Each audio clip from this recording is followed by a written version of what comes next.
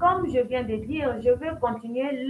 Donc, pour Israël, comme je venais de dire, la manne a été remplacée par le vieux blé du pays. Le vieux bleu du pays. Donc, la manne et le vieux bleu du pays, c'est la même chose. Ce sont la nourriture venant du ciel, qui tombait du ciel, la façon que le Seigneur prenait soin des enfants d'Israël. Alors, c'était changé seulement de nom.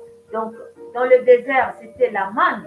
Et pour arriver dans la terre promise, donc la manne était devenue le vieux bleu. Donc, ils devaient continuer toujours à s'entretenir avec la manne, mais ils avaient changé de nom parce qu'ils avaient quitté le désert. Donc, c'est très important. Donc, la manne et le vieux bleu, c'était la même chose. Lorsqu'ils ont quitté le désert pour la terre promise, c'était très important en traversant le Jourdain.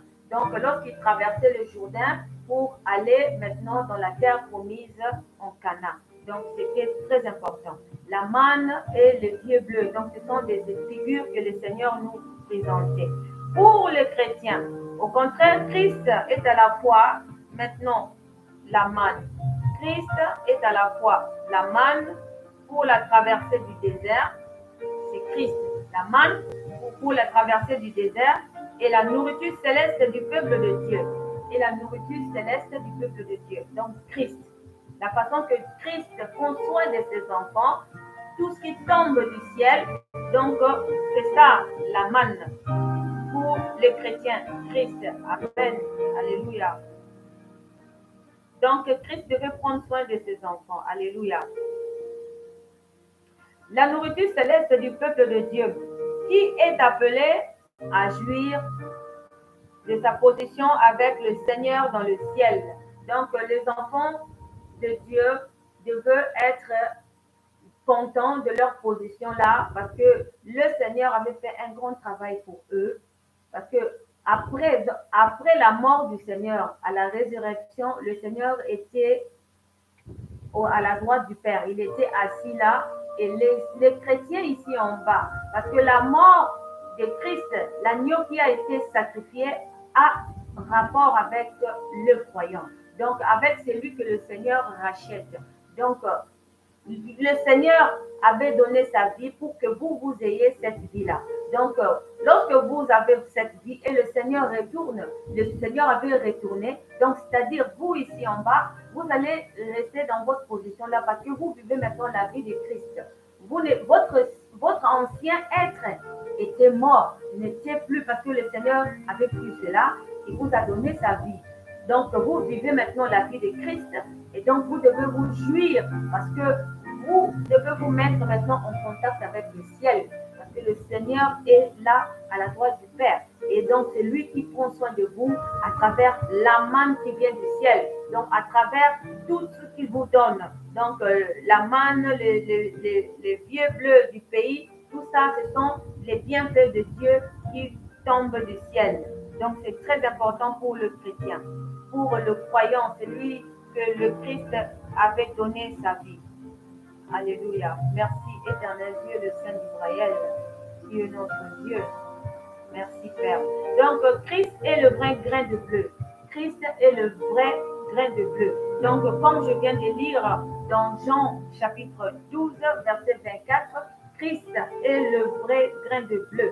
Donc, je le redis encore, Jean chapitre 12, verset 24, le Seigneur dit, en vérité, je vous le dis, si le grain de bleu qui est tombé en terre ne meurt, si le grain de bleu qui est tombé en terre ne meurt, il reste seul. Il reste seul. Mais s'il meurt, il porte beaucoup de fruits.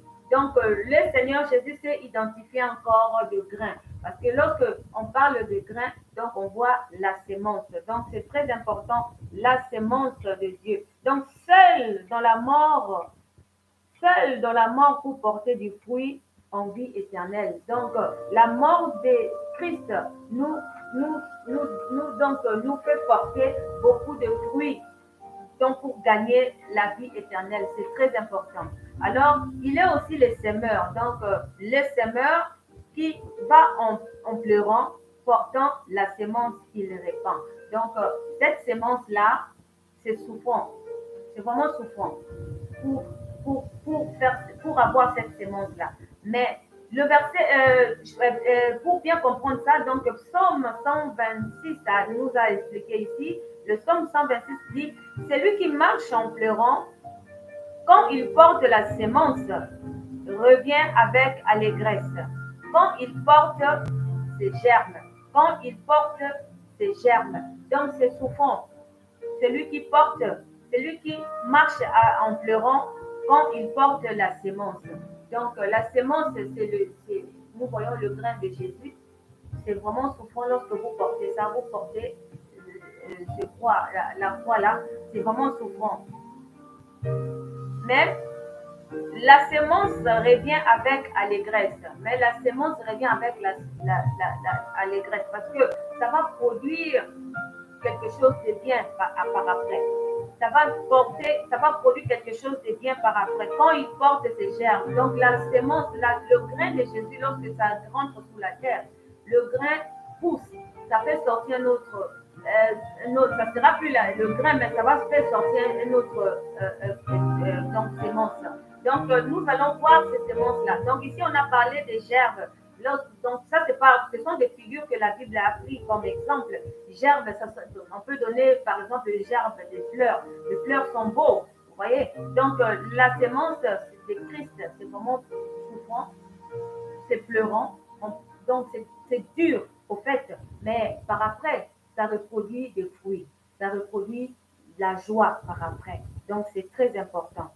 Alors, le Seigneur dit encore, le grain rôti garde l'empreinte du feu du jugement. Le grain rôti garde l'empreinte du feu du jugement et de l'épreuve.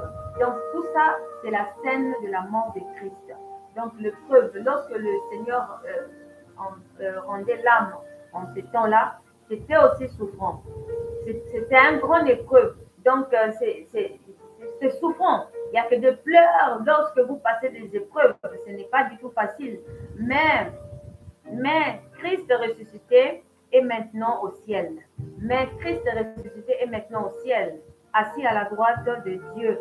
Et nous nourrissons de lui par la foi. Et nous nourrissons de lui par la foi. C'est très important. Christ ressuscité, il est assis auprès du Père. Il est à la droite du Père. Et nous nourrissons de Christ par la foi. Donc, par la parole de Christ, par la parole qui nous a dressés. Donc, nous nourrissons de cela. Et cela produira vraiment quelque chose de bon plus tard, donc la vie éternelle. Donc c'est très important. Donc le psaume 126 nous a montré aussi, le psaume 126 verset 6 nous a montré cela aussi. Donc c'est souffrant lorsque la graine est sémée, mais plus tard, lorsqu'il produira, il va produire quelque chose de bien. Donc les germes, les fleurs, ça sera la joie. Et le Christ, c'était aussi souffrant. L'épreuve là de Christ, la scène de Christ, pour voir ça, pour vivre ça, c'est douloureux, ça fait mal, mais après la résurrection de Christ, Christ ressuscité, c'était pour que nous ayons la vie éternelle. Merci, bien-aimés dans le Seigneur. C'est par là que je me sépare de vous. Si le Seigneur m'envoie, nous allons toujours partager. Parce qu'en ce moment, je suis en train de faire des enseignements que le Seigneur m'envoie. Donc, je suis aussi dans l'épreuve moi-même. Je suis là dans l'épreuve. Donc, mes combats ne sont pas encore finis. Mais je suis là. Le Seigneur me dit, je dois travailler. C'est comme ça que je me nourris de la parole de Dieu. Donc, je me nourris de Christ. Donc, c'est très important. Moi aussi, je fais mon devoir à moi pour qu'il y ait quelque chose de bon, pour que les gerbes sortent aussi, pour que les fleurs sortent aussi. Alors, merci, que le Seigneur vous bénisse. Nous allons toujours, de temps en temps, nous revoir pour partager les bonnes nouvelles du Seigneur. Alors, bien aimés, donc, je vous invite, vous tous, par l'amour du Seigneur, abonnez-vous. Donc, cliquez seulement sur ce bouton-là et puis abonnez-vous. Et de temps en temps, nous allons partager la parole de vie, la parole qui nous donnera la vie éternelle. Merci, que le Seigneur vous bénisse vous tous dans le nom puissant et glorieux de Jésus. Merci, bye bye.